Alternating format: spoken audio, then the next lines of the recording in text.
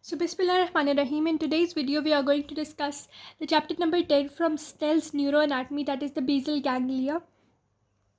So, first of all, we would begin with these ganglionated structures which are present in our central nervous system. To understand this whole thing, we need to know, first of all, what is this? So, this is going to be your central sulcus, which is present in the cerebral cortex. And anterior to it, we have the precentral region, that is the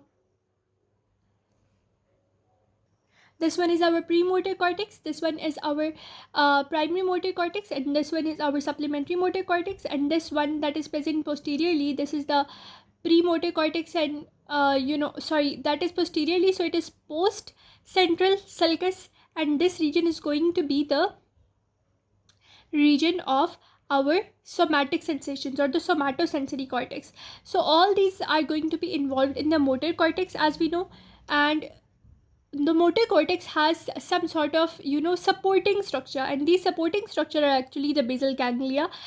So motor cortex receives information from the basal ganglia and sends information to the basal ganglia, so to coordinate the actual activity, and then it sends signals downward to the through the primary motor neurons, and then to the through the upper motor neurons, and then to the lower motor neurons, and the lower motor neurons are going to innervate your muscles. So basal ganglia is going to start the function, stop the function, and modulate the function. Also, it is going to be concerned with posture and voluntary movement. So actually, one thing that I wanted to tell you always, that is the basal ganglia, it is actually not ganglia, rather it's basal nuclei. The difference was, in the past they were calling them ganglia, but then the ganglia had another definition and nuclei has another definition. So now we are going to be concerned with basal nuclei, which is the masses of the gray matter. They are mainly the corpus striatum, amygdala, and the claustrum, which we are going to discuss in this thing today. But first of all, we need to know that what are actually the structures which are going to be forming the basal ganglia. So I have made this diagram. In this diagram, you can see this is the caudate nucleus, this is putamen, this is the... So now this basal ganglia has this C-shaped crumpled bag-like nucleus, which is the caudate nucleus, then the putamen nucleus, then this one is our globus pallidum, which is then further divided into an external and internal globus pallidum, and then we have inferior to the thalamus, we have the subthalamus, then we have the substantia nigra, and then we have another thing, that is the claustrum, which we will be discussing later. First of all, we are going to discuss the striatum. Striatum is actually the caudate nucleus and the putamen that are put together, and the putamen with this lens shaped nucleus, which is a globus pallidum, both of them, they are going to form the lentiform nucleus. But when we are going to study the corpus striatum, we are going to consider all of these three, but where we are going to study the caudate and the putamen together, they are going to be known as corpus striatum or neostriatum. Let's begin with that. First of all, we need to know that the corpus striatum is lateral to the thalamus. Then it is separated, or it is divided by an internal capsule into the caudate nucleus and a lentiform nucleus. And the term striatum is used here because of the striated appearance produced by the strands of the grey matter that are passing through the internal capsule and connecting the caudate nucleus to the putamen of the lentiform nucleus. Let me explain that to you. So if we look at this diagram, we can see the C-shaped caudate nucleus, then both of these, the putamen and the globus pallidum, which are together known as the lentiform nucleus. Between these two lentiform nucleus, we have this white matter structure or the internal capsule.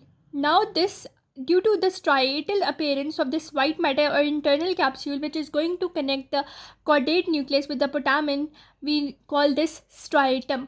The caudate nucleus together with putamen, it is known as corpus striatum, and it is because of the striated appearance of the internal capsule that connects these two. And the putamen and this globus pallidum, both of them together are known as the lentiform nucleus. Now we are going to study the caudate nucleus. Now this is the caudate nucleus I have made over here, which is actually present somewhere in the cortex like this. So this is your cerebral cortex, and in the structure you can see this blue structure. So this blue structure is actually your caudate nucleus. If you look internally to the caudate nucleus, in the shield of this you can find the putamen and the globus pallidum, which are a little bit internally to it. If you cut a thin slice of it, we can see it. But now this caudate nucleus has this head, then it has this body, and then it has this tail, and the tail is forming a connection with the amygdala. And then superior to it, or you can say that a little bit lateral to it, we can find this thalamus. So thalamus is medially, whereas the caudate nucleus is laterally. I will show this to you. And above the thalamus we have this corpus callosum, and you can actually say that your this basal ganglia or the caudate nucleus, it is located in the cingulate gyrus region of your cerebral cortex, because above the corpus callosum it is always the cingulate gyrus. And now you see this basal ganglia or this caudate nucleus has a head, a body, and a tail, and the tail has the attachment with the amygdala.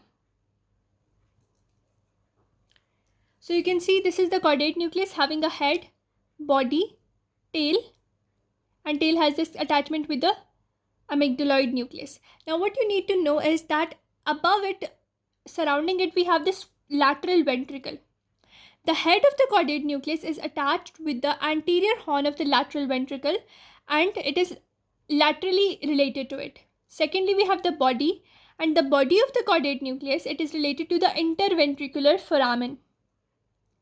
Then it moves posteriorly, and this movement of the body of the caudate nucleus and the fourth ventricle, it is very much similar, and then they terminate together and they form the lateral ventricle is forming its tail, whereas the caudate nucleus is also forming its tail, and the tail is now continuous with the amygdaloid nucleus.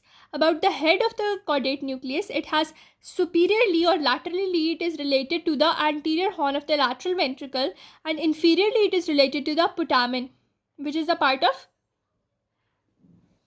the whole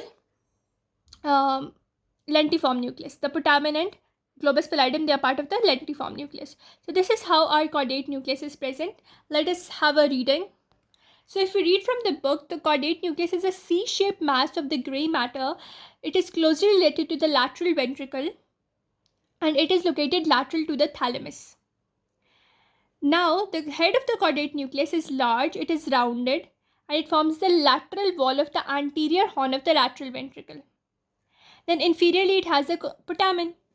So I told you the head is related with the anterior horn of the, the head is actually forming the lateral wall of the anterior horn of the lateral ventricle, and inferior to the caudate nucleus we have the putamen. Also, just lateral to the thalamus, you can see the caudate nucleus is also present lateral to the thalamus. So all these things are justified by our diagrams.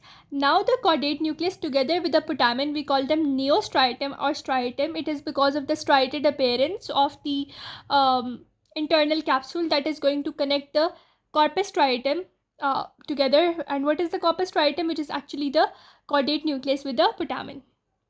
Now the body, as I told you, the body was long, and it was related with interventricular foramen. Also, it is related to floor of the body of lateral ventricle. So if you have, you can see this is the body of the lateral ventricle.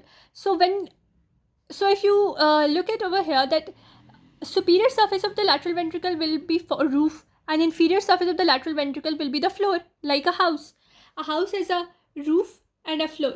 Similarly, this is the roof, this is the floor. So floor of the lateral ventricle is related to the body of the caudate nucleus. So the body of the caudate nucleus is related to interventricular foramen, also with the floor of the body of the lateral ventricle.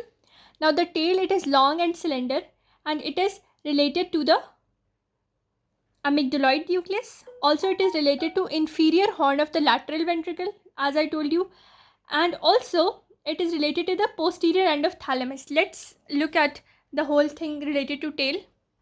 So if we place thalamus over here, you can see the tail is related to the posterior portion of the thalamus. You can see over here also the tail is related with the posterior horn of the lateral ventricle. So this is how tail is, and also it is having a connection with the amygdaloid nucleus. So three structures are available over here: the amygdaloid nucleus, the posterior surface of the thalamus, and the posterior part or the inferior horn of the lateral ventricle. Now we are going to study about the lentiform nucleus. As I told you, the lentiform nucleus is the putamen and the globus pallidum together.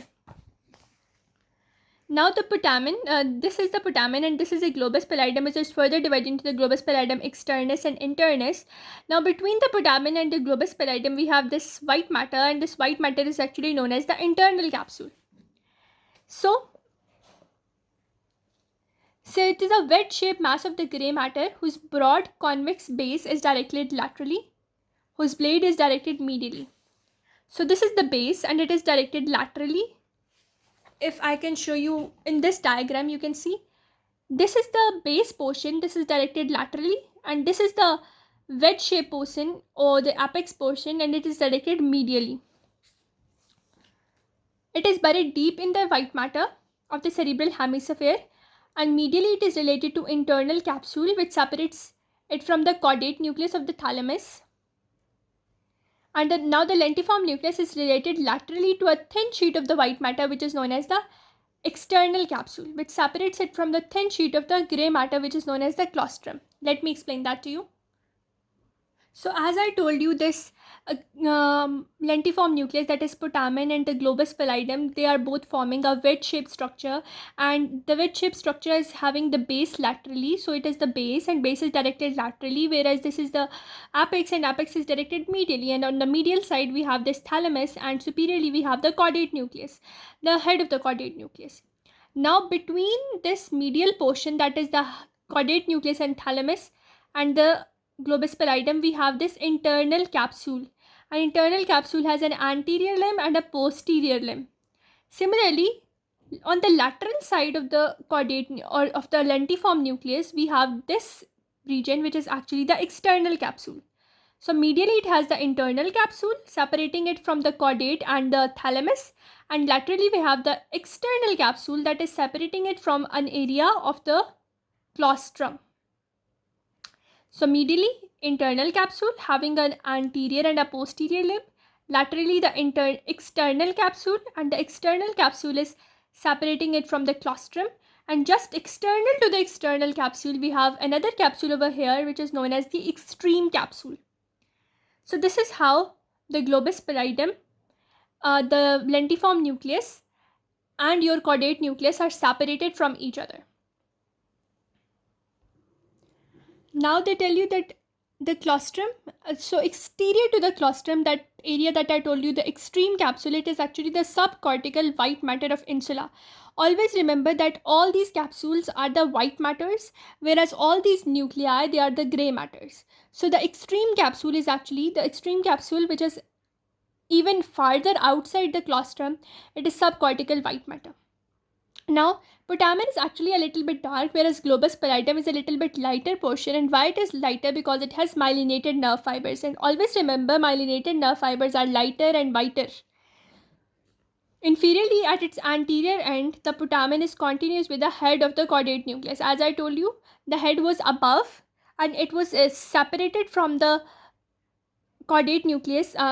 The head of the caudate nucleus and the putamen were separated from each other by the anterior limb of the internal capsule. Now we are going to talk about the amygdaloid nucleus. This nucleus was actually related to the tail of the caudate nucleus. So the amygdaloid nucleus is actually present in the temporal lobe, close to the region of Uncus. Let me show this diagram to you.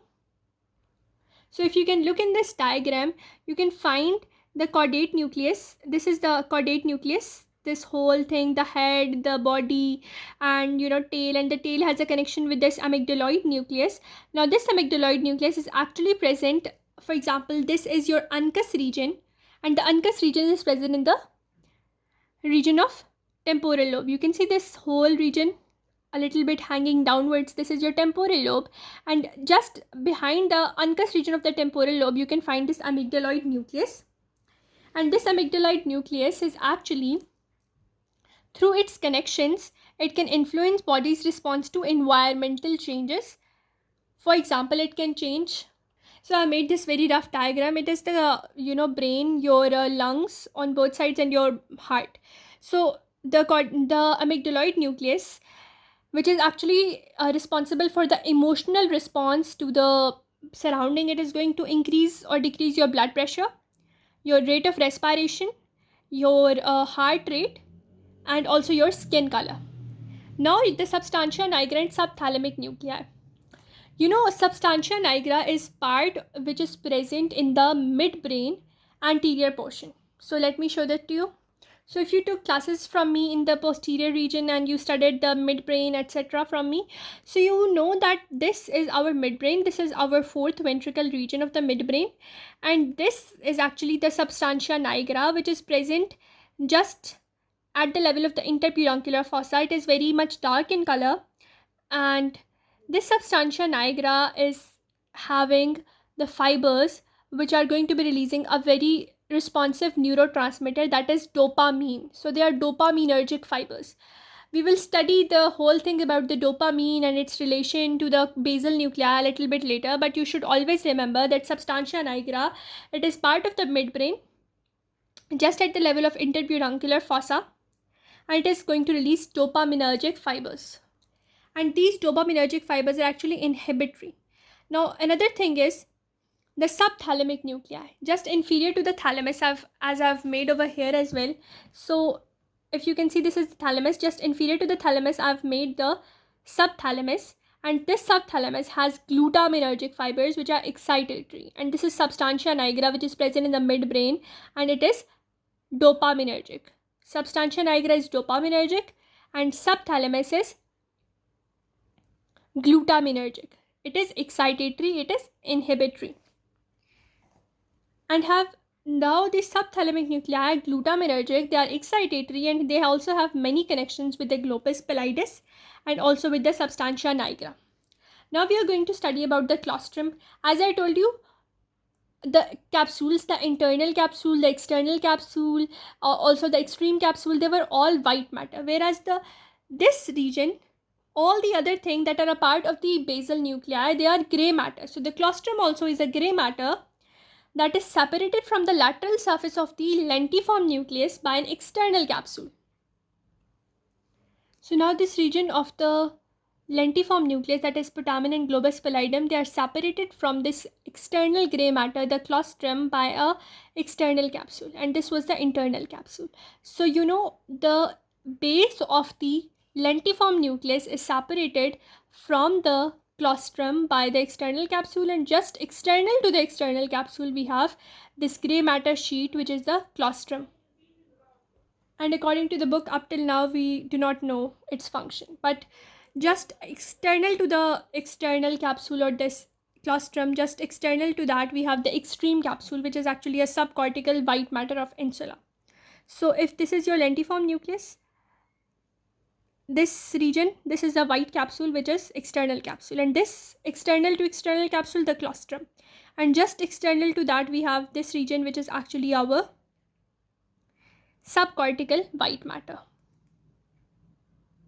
In the next video, we are going to discuss the connections and the functions of basal nuclei. Till then, stay connected.